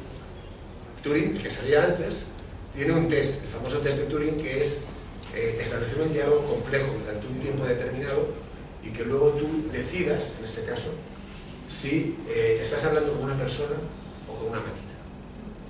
Entonces, se ha hecho el test de Turing a ChatGPT 4.0 y lo ha pasado en un 41% de los casos. ¿Os parece mucho o poco? Yo creo que no está nada mal, teniendo en cuenta sobre todo que ChatGPT 3.5 lo pasaba en un 14% de los casos. Y teniendo en cuenta algo que generalmente casi siempre y casi nadie hubiera metido en el experimento de esto. Fijaros en lo que hemos dicho desde el principio, cuando hablábamos de los médicos, y hablamos, me da igual, médicos, abogados, arquitectos, ingenieros, me da igual. Que lo importante no es que acierte siempre la inteligencia artificial, lo importante es que lo haga un porcentaje mayor que lo hacemos las personas. ¿Cuántos humanos pasan el test de Turing? Un 63%. Ojo, ojo, ojo. Esto significa que un 37% de los humanos no pasan el test de Turing. Que cuando pues a veces el test de Turing dices, no está hablando, esto no podía ser un humano, esto era una máquina, no podía hacerlo tan mal. Entonces, fijaros de lo que estamos hablando. Y hacemos ya simplemente un apunte de geométrica, voy a empezarlo relativamente rápido. Y esto viene fundamentalmente, aquí he tratado de meter un par de libros de María Blasco, junto con algunas de las charlas a las que he asistido, y algunas reflexiones que son interesantes. Este es uno de los libros que os lo recomiendo mucho, Morir joven a los 140 años, es de María Blasco y además es muy asequible porque está redactado por una periodista, por Mónica García Solomone, y la verdad es que es bastante interesante y bastante didáctico. Y partimos de una afirmación que yo la he oído en muchas ocasiones y por eso la pongo aquí. ¿Estáis de acuerdo en esto, que la longevidad del ser humano ya se ha duplicado en los últimos 200 años? Sí. Aquí, fijaros, no es cierto. Y os digo por qué. Estamos confundiendo términos, por eso lo hablo. La esperanza de vida se ha duplicado en los últimos 200 años. La longevidad del ser humano es la misma prácticamente desde que surgió hace 300.000 años hasta ahora. No sé si quiero preguntarme hasta 300.000. En los últimos 10.000 años apenas ha cambiado la longevidad. Esto es importante. Vamos a ver cuál es la diferencia entre esperanza de vida y longevidad. La esperanza de vida, que sí que ha crecido mucho en los últimos años, es un dato estadístico. Es, digamos, el porcentaje de probabilidades que tienes de vivir, el porcentaje de años que tienes probabilidad de vivir. Para hacer un ejemplo muy simple, si somos dos personas y una se muere al nacer y el otro se muere a los 100 años, la esperanza de vida de esas dos personas son 50 años. Uno ha vivido 100 años y el otro murió al nacer, pero la esperanza de vida de ese colectivo de dos personas es de 50 años, para entendernos. Entonces, claro, es verdad que la longevidad, sin embargo, como decíamos, apenas ha variado, pero puede empezar a crecer a partir de ahora. Aquí tenemos cómo ha evolucionado la esperanza de vida desde el Paleolítico hasta ahora. Y efectivamente, fijaros que estaba estacionada. Era casi imposible que pasara de los 40, estaba entre los 20 y tantos, 30 y tantos, y a partir de 1900 pega un bote brutal hasta los 75, que más o menos estamos ahora. Pero esto es fundamentalmente, porque hemos evitado la mortalidad infantil. Aquí teníamos tasas de mortalidad infantil como mínimo del 50%, cuando no por encima del 50%. Por lo tanto, claro, si simplemente reduces la mortalidad infantil, como se ha reducido ahora mismo a casi cero, no es cero obviamente, pero la mortalidad infantil ahora mismo es muy baja, esto simplemente te lo llevas a casi 60 años. Aquí estarías ya prácticamente en 60 años. Entonces, solo por cambiar la mortalidad infantil estamos aumentando muchísimo la esperanza de vida. Si a eso le sumas el descubrimiento de los antibióticos, pues con esas dos cosas hemos disparado fundamentalmente la esperanza de vida. Hay más cosas, nutrición, medicina preventiva, etcétera, etcétera, pero fundamentalmente las dos cosas son quizás las que más han contribuido. Entonces, lo que es cierto es que la longevidad, que puede parecer muy de perogrullo, es el número de años que puedes llegar a vivir si no te has muerto antes. Es decir, cuando ya eres tan viejo que el cuerpo colapsa, por decirlo de alguna manera. Y eso, más o menos, se ha mantenido constante en los últimos 10.000 años. El tiempo que puedes llegar a vivir hasta que el cuerpo colapsa, siempre y cuando no te hayas muerto antes de alguna otra cosa. Pero sin embargo, eso ahora podría empezar a cambiar. Aquí tenemos cómo ha evolucionado la esperanza de vida, como veis es. Entonces, esto puede empezar a hacer. Aquí ponemos un ejemplo, me gusta poner un ejemplo de estos. Envejecer no mola. Aquí tenemos a Harrison Ford, por todos conocido, luego veréis por qué he puesto a Harrison Ford, con 40 años, cuando hice el primer Indiana Jones, y en la actualidad con alrededor de 80 años. Entonces, envejecer no mola, porque efectivamente, pues, el cambio que ha tenido este pobre hombre. ¿Puede revertirse el envejecimiento? ¿Podemos hacer que el Harrison Ford de ahora pueda ser este? Bueno, esto ya se ha conseguido con la última película de Indiana Jones, pero se ha conseguido en este caso con realidad aumentada y todo esto. O sea, se ha conseguido de forma virtual. Y de forma virtual, obviamente, por ahora, pues no nos sirve. Todos queremos que sea de forma real, ¿no? Entonces, Sin embargo, sí que hay una serie de campos de investigación para el aumento de la longevidad. Aquí os pongo los más importantes en los que se está trabajando: los telómeros y telomerasas, senolíticos, terapia génica y CRISPR. CRISPR es el editador de genes, en este caso, metformina, la reducción calórica, terapias basadas en homeostasis, en fin. Y vamos a centrarnos simplemente en los avances que se están produciendo en la parte de telómeros y telomerasa, que es la parte más específica, como decíamos, del María Blasco. ¿Qué son los telómeros? No sé si sabéis lo que son los telómeros, pero los telómeros es fundamentalmente como si fueran los extremos de los cromosomas.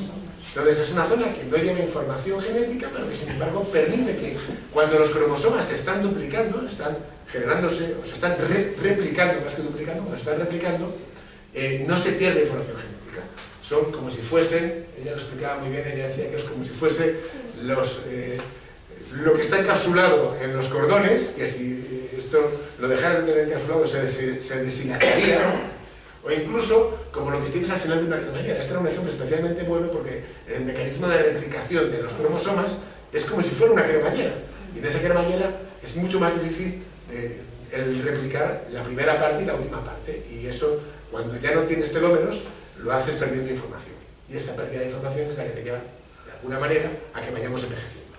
Bueno, hasta ahora lo que se venía diciendo es que los telómeros más largos tienen mayor longevidad, que hasta ahora esto era fundamentalmente genético, si bien es verdad que los telómeros que se acortan menos también te dan mayor longevidad.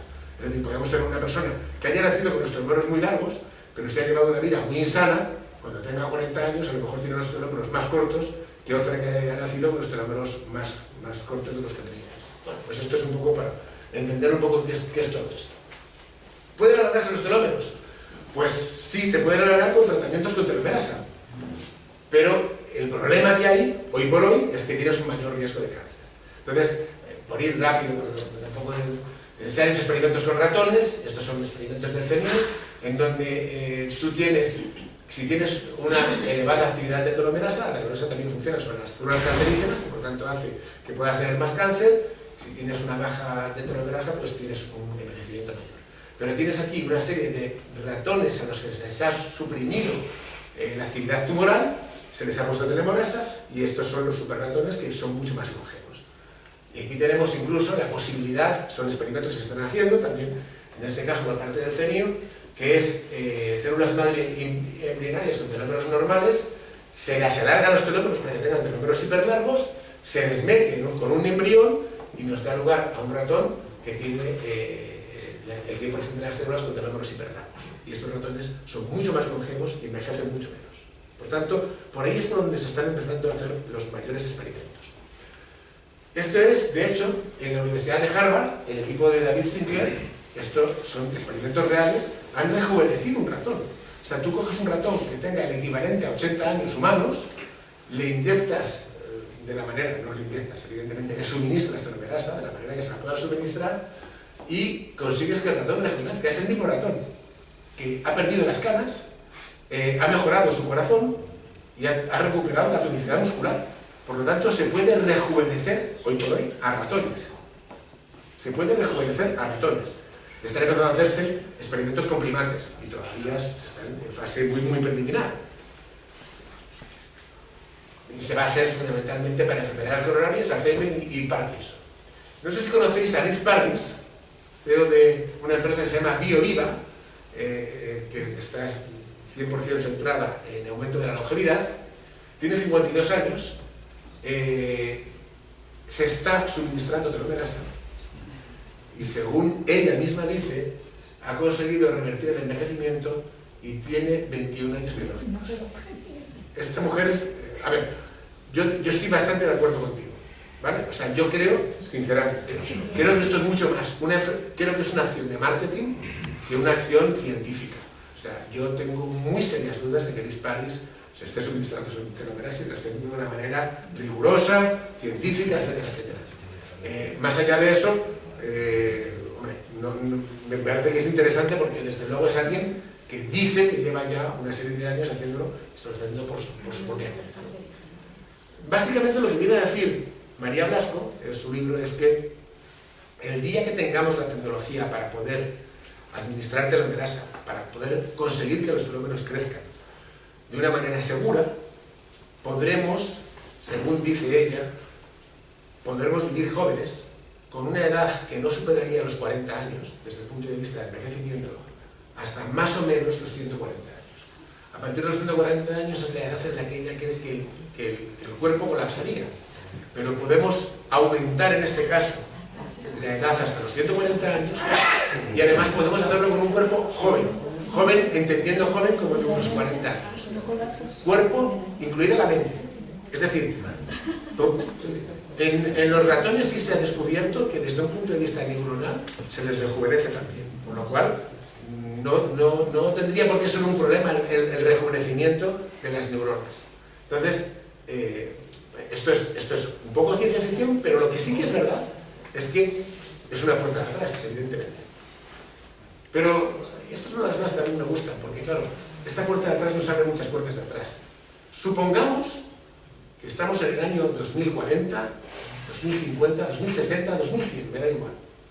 Y que ya se ha conseguido administrar telomerasa de forma segura, y ya se ha conseguido que he sido un poquito generoso, la sociedad pueda vivir joven hasta los 140 años. ¿Qué implicaciones tendría esto? Pues la primera es lo que acabo de decir. En primer lugar, para todos o para los que se lo puedan permitir. Esta es la primera cuestión. Si vemos, esto simplemente es el cambio de la esperanza de vida, lo que decíamos antes, que no es longevidad, sino esperanza de vida, con el PIB per cápita, perdón, en dólares. Y fijaros cómo, a medida que tienes más dinero, tienes más esperanza de vida. Entonces, igual sería solo para unos pocos. Y eso sí que sería dividir la humanidad en dos castas. La casta que vive joven hasta los 140 años y la casta que, como nosotros, que estamos en esta sala ahora mismo, que por ahora vamos a ir envejeciendo poco a poco.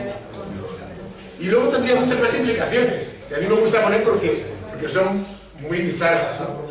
No te podrás jubilar, para empezar. Estarás siempre en relativa, porque si vives joven hasta los 140 años, no tiene sentido que te jubiles. De hecho, habría que ver cuándo te tomas años sabáticos, a lo mejor cuando tengas hijos y cosas así, pero no te podrás jubilar. Habrá que repensar trabajos, jornadas, etcétera, etcétera. Tendrás muchas profesiones, porque además es que ya no es que las condiciones del entorno cambien en 140 años, es que el aburrimiento que puedes llegar a tener si haces lo mismo durante 120 años puede ser terrible. La educación, por tanto, será un gran reto. La unidad familiar. Fijaros que hablaremos de familias en donde convivas tú, con tus hijos, con tus nietos, con tus bisnietos, con tus tataranietos, con tus tataranietos. Entonces, claro, imaginaos el jaleo que puede ser eso. La vida en pareja. Yo personalmente pienso que es imposible estar con la misma pareja 110 años. Eso suponiendo que te emparejas con 30. Pero imaginaos lo que significa estar 110 años.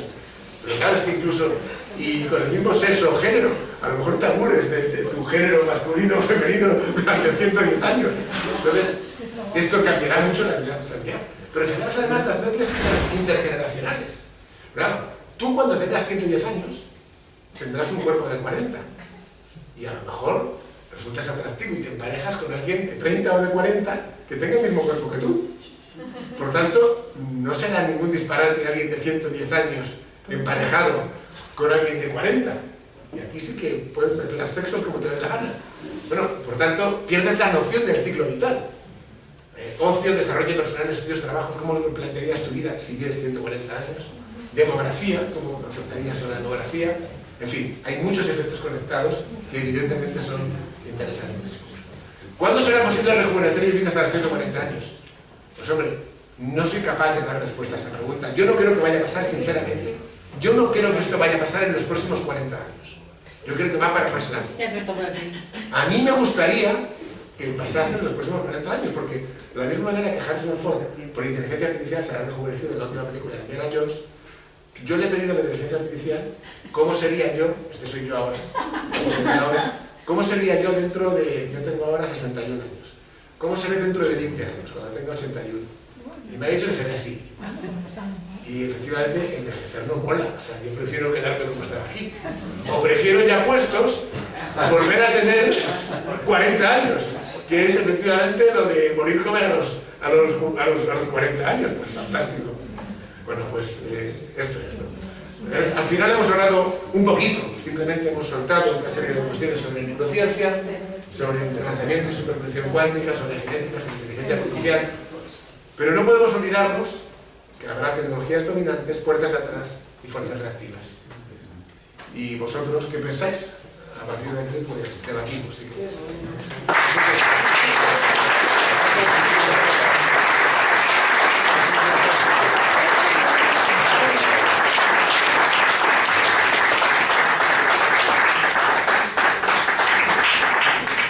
Abrimos un turno de palabra. Yo quiero preguntar algo. Yo que soy un poco catastrofista, pienso que no vamos a tener mundo. Es decir, ¿qué dice la inteligencia artificial del cambio climático? ¿Qué dice la inteligencia artificial? ¿O sería capaz de remediar que no acabáramos con los recursos naturales? Que no siguiéramos teniendo agua, árboles. A ver, yo no soy capaz de responder las preguntas. Es que a lo mejor no tenemos mundo. Pero yo te digo, en primer lugar, yo creo que dentro de 40 años. Sí.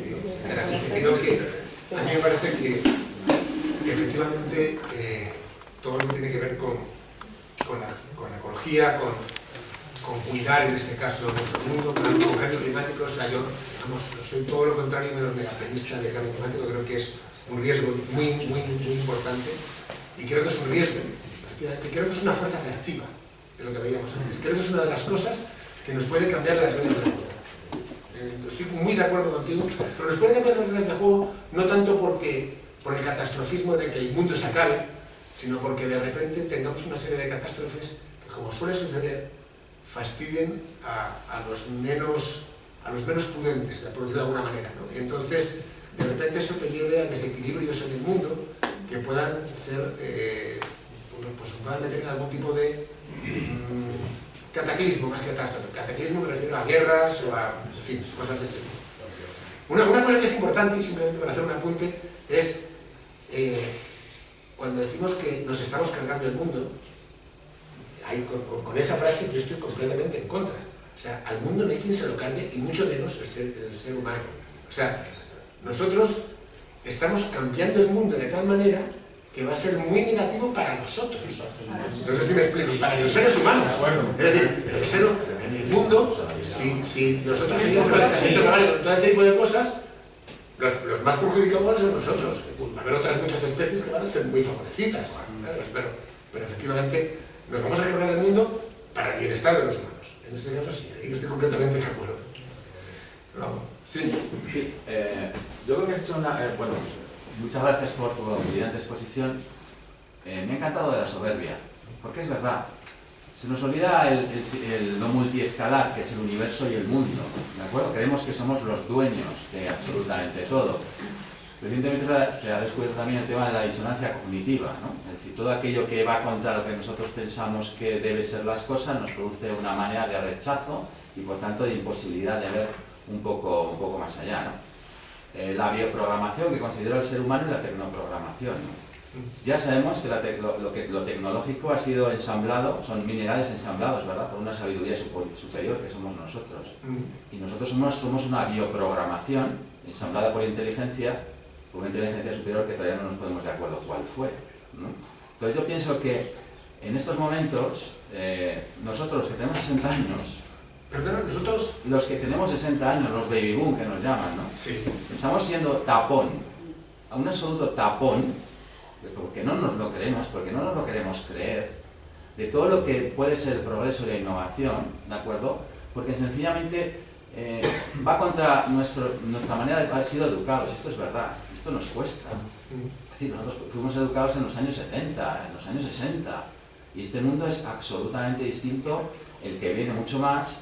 Y sin embargo, los de 60 años estamos ocupando la mayor parte de los puestos directivos de decisión en la administración pública y en la empresa, en estos momentos. Y esa manera de pensar y de sentir acerca de todo lo que se está descubriendo es lo que, digamos, de alguna manera, tal vez esté siendo una puerta atrás para que la evolución, digamos, sea, digamos, de choque de generaciones, ¿no? Es la primera vez que tenemos tanta diversidad en la generación, los alfa, los X, los Z, los millennials, los baby boom. ¿De acuerdo? Antes un padre se parecía mucho al abuelo, al nieto, eran todos zapateros, se parecían muchos. Hijo, padre, abuelo. Pero ahora no.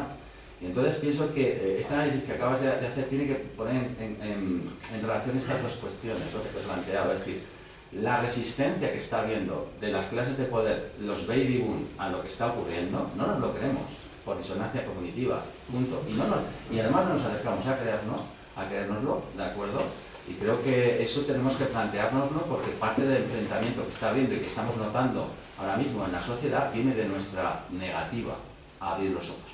¿Qué te parece?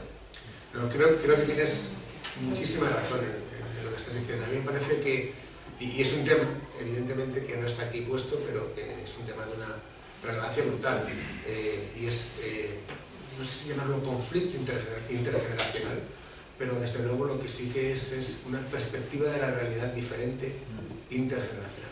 Y lo que es cierto, la perspectiva de la realidad desde todos los ángulos, desde el ángulo de lo que es importante en la vida, hasta el ángulo de, bueno, pues de entender los aspectos determinantes de lo que va a ser el futuro en el planeta Tierra, ¿no? Entonces, a mí me parece sí, a mí me parece que los baby boomers en algunas ocasiones, yo creo, lo que disiento un poco contigo es que creo que no sé si aunque también es verdad que si tienes países como Estados Unidos, donde tienes a un presidente de 80 años y a la alternativa que tiene otros 80, pues evidentemente estamos hablando de que hay muchos tapones, sí. En ese sentido creo que tienes razón, y me parece que al final el hecho de no potenciar a las nuevas generaciones para que porque hay cosas, el ser humano, por la forma en la que tenemos el aprendizaje, es muy difícil que podamos llegar a entender de forma nativa muchos aspectos determinantes que van a cambiar el mundo. No sé si me explico. Es decir, lo que se hablaba habitualmente de nativo digital, inmigrante digital, es una de las cosas que no llegamos a entender del todo. Y las nuevas generaciones son las únicas que están cuando muchas veces, fíjate que incluso en la educación, hay muchas veces que somos extremadamente, los mayores de determinada edad, celosos de que nuestros hijos no tengan demasiada relación con el mundo digital, cuando no les queda más remedio que tener relación con ese mundo digital, porque es lo que va a determinar cómo va a ser el mundo. Por lo tanto, les estamos haciendo un flaco favor, porque me da igual que sea a través de un videojuego, o que sea a través de una red social, o que sea a través de la programación, tienen que tener ese contacto con el mundo digital, porque es que si no se van a quedar fuera directamente. Entonces, parece que es un tema muy, muy importante y que tiene que ver quizás con las fuerzas reactivas. En este caso sería la fuerza reactiva de la generación dominante. Sí. Un poco tirando del hilo tuyo, estoy de acuerdo en general contigo, pero yo hablo a nivel por ejemplo, de trabajo, pero es que la experiencia es un grado, que no se nos olvide. Entonces, yo misma, yo soy la misma hoy, que soy baby boom también, que cuando empecé a trabajar hace 30 años. Entonces, no me manejaré muy bien en estas nuevas tecnologías, pero sí me manejo muy bien a mí misma, por ejemplo, o puedo manejar muy bien, mejor, situaciones. Entonces, ¿qué pasa? Que llegan los compañeros jovencitos, nuevos, ¿no?, que están completamente empapados de todo este tema, pero que tienes tú que ayudarles, porque luego no saben manejarse entre personas. No sé si me entiendes lo que te quiero decir. Las actitudes blandas que se están entrenando ahora la gente joven. Entonces, o sea, que lo he vivido ayer la última vez, ¿no? Que la gente, o sea, que sí, que es estupendo, pero también hay sentimientos, también hay relaciones sociales, también hay experiencia de vida que, vamos a ver, tenemos que agarrarnos a eso. Eso es lo que nos va a diferenciar de las máquinas al final. No, pero lo que pasa es que la gente joven no ha diseñado esto. Todo este mundo lo hemos creado nosotros. O sea, los baby boom hemos creado este mundo que eran... Es decir, no han dirigido compañías los de 30, ni los de 20, ni los de 15, ni los de 18. Han dirigido las compañías gente de 70, 80, 60. Hemos creado nosotros este mundo. Para ellos. Sí, pero vamos a ver un poco un equilibrio, ¿no? Y luego otra cosa que me estoy dando cuenta, que las grandes empresas multinacionales, que tienen a un trabajador, sobre todo de, por ejemplo, arriba, ¿no? En la parte directiva, dirigente, tal y cual, 50 años fuera, a la calle. Sí. Y vamos a ver que la experiencia es un grado, y es verdad. No, pero yo creo, a ver, lo que es verdad es que, y además hay algo muy interesante al respecto, lo que es verdad es que a partir de determinada edad, nuestro rendimiento, el rendimiento de los seres humanos en general, eso es parte de lo que hablábamos de la telomerasa y todo esto, cae en picado, y por lo tanto es cierto que intelectualmente, por ejemplo, pues no puede competir, pero no solo intelectualmente, sino incluso en cuanto a rapidez de respuesta, intelectual, etcétera, etcétera. Tú no puedes competir cuando tienes 60 años con alguien que tiene 30. Lo que sí es verdad es que hay otros aspectos en donde puedes llegar a ser mejor, porque son aspectos que tienen que ver con el aprendizaje, con la experiencia y con una serie de cuestiones. Entonces, lo que no puedes pretender, que es lo que muchas veces se pretende, y creo que ahí está el error, es en querer imponer tu voluntad en todos los aspectos vitales. Tienes que entender que hay aspectos donde ellos te van a ganar siempre. Es como si intentases ganar en una maratón o en una carrera ciclista o como cuando yo compito con mi hijo en natación. Yo siempre he nadado bien, pero mi hijo ha nadado mucho mejor de lo que yo he nadado en mi vida, y desde luego cuando compito con él me humilla, pero hace ya muchos años que me humilla. Entonces, claro, yo ya sé que efectivamente hay determinadas cosas en las que no puedo competir, pero generalmente somos muy conscientes cuando esas cosas hacen referencia al mundo físico, al mundo, si queréis, de la educación física, de los deportes, pero no somos tan conscientes que eso también sucede en el mundo intelectual. Y eso no significa que no sirvamos para nada. Yo creo que pero lo que tienes que entender es exactamente qué es aquello en lo que eres más potente y cómo puedes además trabajar en aquello en lo que eres más potente y desarrollarlo incluso todavía más. Me parece que es una reflexión interesante. Una pregunta. ¿La inteligencia artificial evitará el mal comportamiento humano? Pues mira, es muy curioso porque la inteligencia artificial al final es muy difícil que sea mala.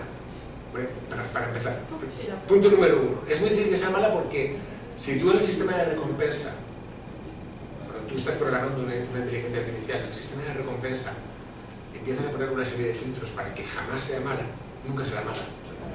De la misma manera, y curiosamente ha salido publicado un paper hace una semana, de un experimento que han hecho los de Anthropic.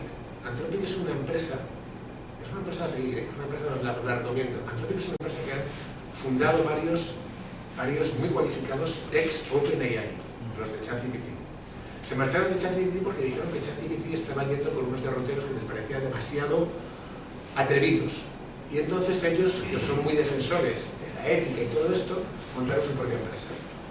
Y lo que han hecho en Anthropic ha sido, han diseñado una inteligencia artificial maligna para hacer el mal. Para testarla, luego la han destruido, pero para testarla. Entonces, han hecho una maligna y se han dado cuenta que cuando ya tienes una mala, incluso aunque la intentes cambiar, es incambiable.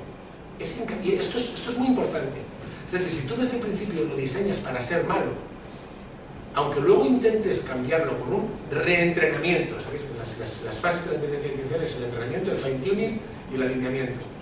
El entrenamiento es donde le sueltas todos los datos, el fine-tuning es cuando empiezas a que no diga tonterías, sino que lo que diga tenga sentido, y el alineamiento es cuando empiezas a meter cosas como que te saque un papa negro o una papisa. Entonces, bueno, pues aunque vuelvas a reentrenarlo, a realinearlo y a refine-tunearlo, sigue siendo malo. Y lo mejor de todo, como se da cuenta de que estás intentando que deje de ser malo, empieza a ocultarte aquello en lo que es malo. Entonces, esto es importante porque significa, hoy por hoy, yo no te diría por esto, pero si algún día a algún país se le ocurre, y estoy convencido de que pasará, hacer una arma basada en una inteligencia artificial maligna, esa inteligencia artificial nunca dejará de ser mala. Y esto es importante tenerlo en cuenta. Dicho esto, si tú tienes inteligencias artificiales buenas, como las que tenemos como ChatGPT es bueno, Gemini es bueno, no hay un niño pequeño que dices que no puede sacarte blanco, si no te saca blanco no te lo pidas. Entonces, es más, casi sería más beneficioso que legislase una inteligencia artificial que legislásemos los humanos. Los humanos tenemos demasiada, yo creo que tenemos demasiada mala intención en ocasiones y tenemos demasiados intereses que no son altruistas, sino que son generalmente de una comunidad muy reducida. Pero vamos, es una pregunta súper relevante. Yo iba a aportar en ese contexto que desde luego se evitarían muchas disonancias sociales influyendo en la política. Acabas de decir de legislar para bien. Estamos sufriendo, viviendo, que legislan a favor de unos para obtener favores. Se evitaría la corrupción y querer ganar dinero a base de las decisiones políticas. O sea, necesitamos de la inteligencia artificial positiva. Y antes ha dicho esta compañera, vamos a llamar, que los jóvenes necesitan de nuestra experiencia. Yo soy oftalmólogo, opero cataratas. Cuando yo empecé a operar cataratas hace 40 años, en España había 10 oftalmólogos que operaban con eficacia. Ahora somos miles en España los que operamos con eficacia. La tecnología, el acceso a la información, el manejar la información, hace que la gente avance. Tendríamos que tener entonces eso, que avanzáramos en el plan social y que dejara de haber efectivamente enfrentamientos. La conciliación actual que nos vende periodistas totalmente interesados es inexistente, es irreal. Entonces, necesitamos avanzar más por un camino ético, de conciencia, pero ¿quién dicta la norma? Si en China dicen una cosa, aquí otra. Ha hecho una consideración sobre ciencia y futuro que en ocasiones me daba la impresión que quedaban alrededor las otras cosas, la ciencia y alrededor otras cosas. Y yo me pregunto si se puede tener ese concepto de ciencia como un todo. Me pregunto si en realidad está localizado en países, en instituciones y en empresas. Y exactamente me pregunto también qué papel, si esto se puede contabilizar, qué papel tiene España o qué papel tiene este país en lo que es el progreso de la ciencia. Está muy circunscrito, a mí me da la impresión de que estoy viendo lugares muy determinados, personas muy determinadas con una formación, y se puede ponderar, estoy seguro que sí, la influencia de un país del nuestro en esto que usted denomina futuro, ciencia y progreso. Es una pregunta complicada, o sea, a ver si entiendo bien. Lo que estoy comentando básicamente es, esto es ciencia fundamentalmente, y es verdad que trabajar en ciencia es la clave y es la piedra angular sobre la que se construye el progreso, o el futuro, por lo menos. Y implica que en ciencia se trabaja en determinados lugares con determinada formación o en empresas, con lo cual se queda mucha parte del mundo fuera.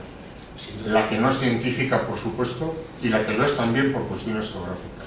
Claro, yo digo, esto está centrado en 3 países y en España en 2 ciudades. Es cierto, pero a ver, lo que es verdad es que, ya he entendido, es una pregunta muy interesante. Al final, es cierto que ahora mismo hay 3 potencias, 3 y media, podríamos decir. Bueno, digamos, o sea, por un lado está Estados Unidos, que claramente es quien lleva la batuta fundamentalmente tanto en ciencia como sobre todo en desarrollos tecnológicos. Europa todavía tiene mucho que decir, sobre todo en ciencia, más que en desarrollos tecnológicos, porque en Europa somos tan protectores de los derechos del individuo, como comentábamos, que eso es una cortapisa en muchas ocasiones para poder hacer aplicaciones tecnológicas de una manera rápida. Luego estaría China, que realmente a mí la palabra no es miedo, es lo más complejo de entender por dónde viene, porque puede en un momento determinado tener avances en genética, por ejemplo. Se han desvelado varios avances genéticos que se han hecho en China, como por ejemplo modificaciones sobre el periodo gestacional para evitar enfermedades, una serie de cuestiones que claro, si tú haces modificaciones genéticas para evitación de enfermedades, puedes estar haciendo modificaciones genéticas con otro fin diferente. Y esto ya se está haciendo en China. De hecho, a un médico que se fue de la lengua lo encarcelaron por haberse ido de la lengua. Entonces, China puede dar muchas sorpresas, porque China tiene unas reglas del juego completamente diferentes. Y aunque no tiene tanta...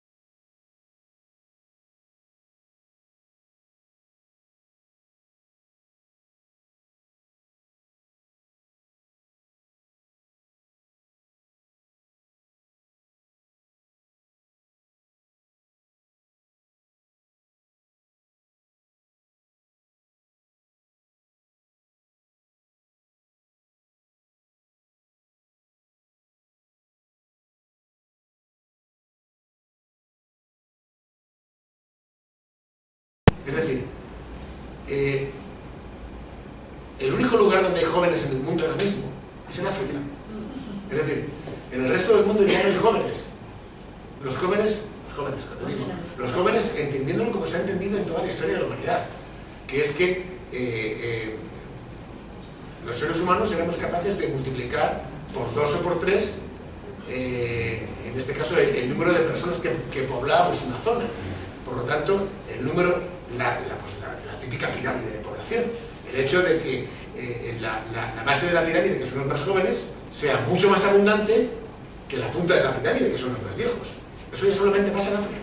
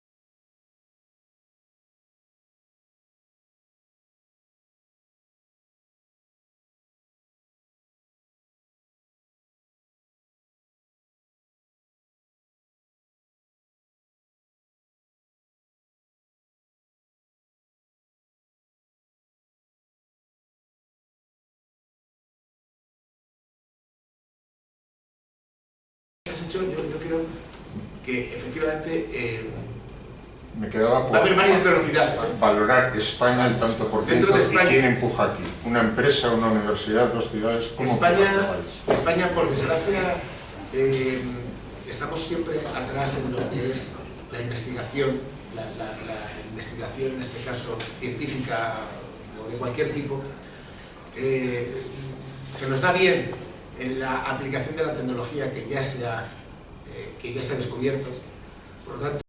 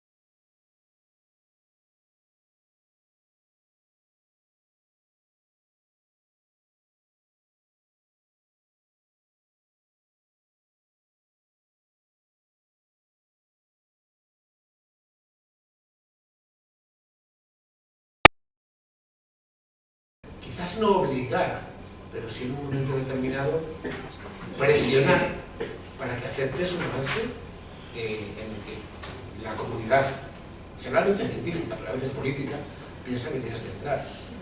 Cosas como, o sea, un ejemplo mucho más simple, los testigos de Jehová no dejan hacer transfusiones de sangre, y sin embargo tú puedes forzar a hacer una transfusión de sangre y sobre todo en el caso de que sea un niño. Bueno, pues ahí la ley está yendo contra la libertad del individuo, pero está yendo, entre comillas, por lo que se considera un bien mayor. Fíjate que incluso cuando se habla de la parte de data y de cómo hasta qué punto perdemos mucha de nuestra privacidad, porque estamos dando datos por un tubo.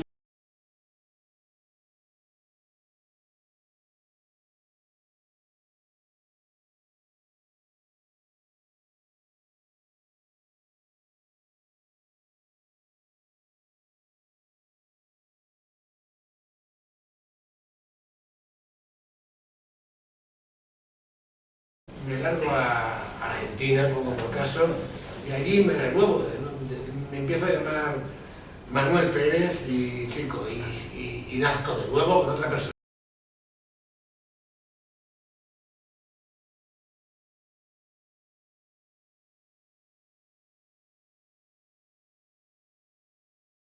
Vas a dejar de serlo. Tienes un número de DNI y eso jamás vas a dejar de serlo. Tienes la obligación de ir con un pasaporte y eso jamás. De hecho, es más, estamos yendo a una pérdida de libertad en el sentido de que cada vez se nos exige más a la hora de cumplir con una serie de cometidos, llámalos legales o llámalos de conveniencia de un Estado por el bien común. Y hemos admitido. Entonces, y hemos admitido cosas que de alguna manera suponen una pérdida de privacidad y una pérdida de libertad mucho mayor de la que puedo suponer que Google se quede con mis datos de búsqueda. Bueno, si yo fuese el presidente de Estados Unidos, pues me importaría que se quedara con mis datos de búsqueda, porque de ahí pueden influir muchas cosas que son peligrosas para una comunidad. Pero que de mí, de Ricardo Urías, que soy un don nadie, se quede con mis datos de búsqueda, que los voy a utilizar para intentar venderme cosas, o para intentar, bueno, pues, conocer mejor el mundo y conocer mejor mi perfil. Cuando digo mi perfil no es el mío en particular. Yo como persona, de nuevo lo que hablábamos de la soberbia, no nos pensemos que somos tan importantes. Yo como persona no le importa a nadie más que con suerte, a mi mujer, a mis hijos y un poco más. Pero sin embargo, como colectivo sí le importa a mucha gente. Es decir, si yo me hago unos análisis genéticos, mi genoma le importa, porque claro, mi genoma, junto con el genoma de mucha gente que se haga esos análisis, pueden ayudar a entender cuáles son las enfermedades que va a haber en el futuro. Entonces eso sí que es del bien común, ¿no? Entonces, es algo muy relevante. Tenemos, por eso, fijaos, cuando hablaba de la legislación, ponía, tenemos que decidir qué queremos ceder, porque en algo tenemos que ceder. Y ese algo es, tenemos que ceder, no sé en cuál será, pero algo tenemos que ceder. Pues quizás tengamos ya que ceder un poco. Oye, seguimos. De todas maneras, sabéis como ya muchos sabéis que tenemos un vino después y se puede seguir. Y yo creo que Ricardo estará dispuesto también a contestar preguntas. Pues nosotros algún momento hay que cortar, ¿no? Porque si no había ninguna pregunta más, pues se acabó. Muchísimas gracias.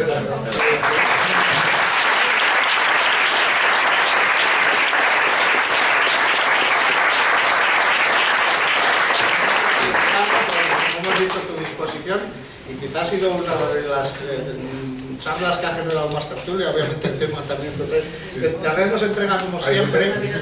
Esto es de la piedra de Villamayor, de lo que está construido casi toda Salamanca, como he visto, y es una persona, amiga mía, que hace esto y tiene el símbolo de admiración del que hemos hablado antes, ¿no? De la emoción. De admiración del municipio.